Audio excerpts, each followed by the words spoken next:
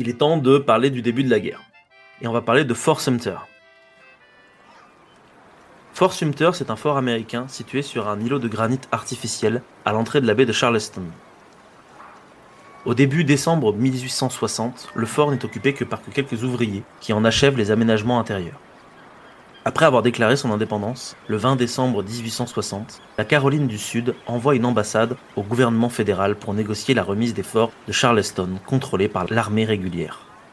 Cette demande est soutenue par plusieurs centaines de miliciens qui promettent de s'emparer par la violence des forts fédéraux si le gouvernement refuse leurs propositions. À ce moment, Abraham Lincoln a été élu à la présidence des États-Unis, mais le président en poste reste le démocrate James Buchanan jusqu'au 61. La petite garnison stationnée dans le fort Moultrie n'est pas commandée par un militaire venant du Nord, mais par un habitant du Kentucky, jadis propriétaire d'esclaves et sympathisant de la cause du Sud. Ce commandant s'appelle le commandant Robert Anderson. Ce dernier est pourtant fidèle à son drapeau. Il espère que l'Amérique évitera de se jeter dans une guerre qui ne manquerait pas de diviser son pays, son État et même sa famille. Il a de plus conscience que si la guerre avait lieu, elle commencerait probablement dans l'une des rares positions militaires sous contrôle fédéral, mais située dans le Sud, à savoir donc près de là où il est en poste. Afin de protéger son fort, donc Fort Moultrie, contre d'éventuelles attaques de la Confédération fraîchement créée, Robert Anderson envoie à Washington une demande de renfort. Le président Buchanan, qui souhaite empêcher que soit versée la moindre goutte de sang avant que s'achève son mandat, refuse d'envoyer des renforts sans pour autant faire évacuer la garnison. En échange de quoi, la Caroline du Sud accepte de ne pas attaquer la position avant la fin des négociations visant à transférer l'autorité des forts dans les différents États du Sud. Cependant, dans la nuit du 26 décembre 1860, au lendemain de Noël, le major Anderson décide de sa propre initiative de transférer ses hommes discrètement de Fort Moultrie au Fort Sumter, plus aisément défendable en cas d'attaque des habitants sécessionnistes. Les nordistes l'acclament comme un héros qui venait de jouer un mauvais tour aux sudistes, mais ces derniers, eux, voient la manœuvre d'Anderson comme un abus de confiance, voire même une déclaration de guerre. Pendant ce temps-là, à bord d'un navire marchand, sont envoyés 200 hommes en renfort, le 9 janvier 1861. Mais l'artillerie sudiste ouvre le feu depuis Fort Moultrie où ils ont finalement pris position. Le navire fait demi-tour, n'osant pas aller plus loin. La tension politique s'accroît et les deux camps s'accusent mutuellement d'agression. Toutefois, les autres États sécessionnistes enjoignent la Caroline du Sud à ne pas déclencher une guerre avant que ne s'organise réellement militairement la Confédération. Aucun des deux côtés ne veut paraître faible aux yeux de leurs opposants politiques respectifs. Lincoln ordonne un plan de sauvetage du fort afin de montrer que son administration est forte.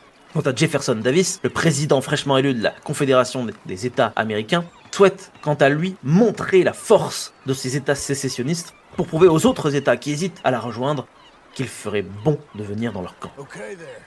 Le bombardement commence le 12 avril au matin. Alors que la flotte de secours subit une tempête, la mettant hors d'état d'intervenir, en sous-effectif, la garnison et les canons du fort répondent sans grande efficacité. Le 13 avril, le mât du drapeau des États-Unis est touché et tombe. Durant la bataille, les confédérés tirent environ 4000 coups de mitraille et d'obus, tandis que les fédéraux en tirent 1 millier. Il n'y aura aucune victime pendant la bataille, si ce n'est un cheval, à laquelle s'ajoutent 5 blessés nordistes et 4 sudistes.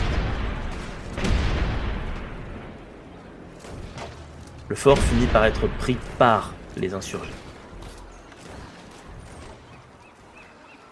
Après la bataille, une salve de 100 coups de canon, faisant partie des conditions de capitulation imposées par le major Anderson, occasionne un accident et tue un soldat confédéré et en blesse plusieurs autres. Ce sera la seule victime humaine de cet affrontement.